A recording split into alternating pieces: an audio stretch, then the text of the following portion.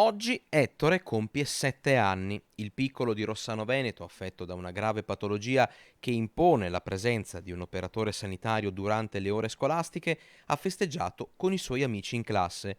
Ma la gioia, per lui e la sua famiglia, è durata poco. Dall'ULSS 7 è arrivata una comunicazione che per mamma Elisa e papà Riccardo ha tutto l'aspetto della classica toppa che non ripara il buco di ore di assistenza di cui Ettore ha bisogno.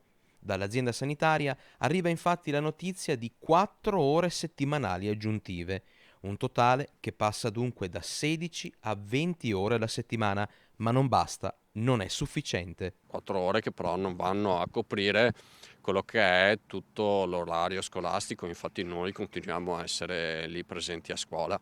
Inoltre queste 4 ore sono garantite solo per quest'anno. Perché i diritti di Ettore sono appunto diritti e in famiglia nessuno accetta che non gli vengano riconosciuti. I diritti di Ettore sono i diritti di qualsiasi altro bambino vivente in terra, nel senso Ettore deve andare a scuola per tutte le ore possibili, tutte le ore di scuola previste, nulla di più, nulla di meno. Frequentare la scuola a tempo pieno è e resta la miglior soluzione per il benessere di Ettore. Questo gli garantisce la possibilità di fare degli enormi passi avanti, come abbiamo notato in questo periodo,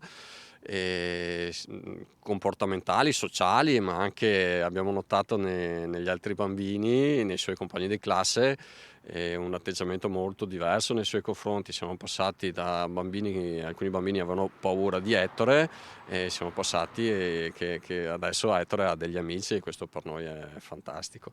E sebbene oggi sia il suo compleanno, nessuno chiede regali per Ettore, solo ciò che gli spetta, per diritto.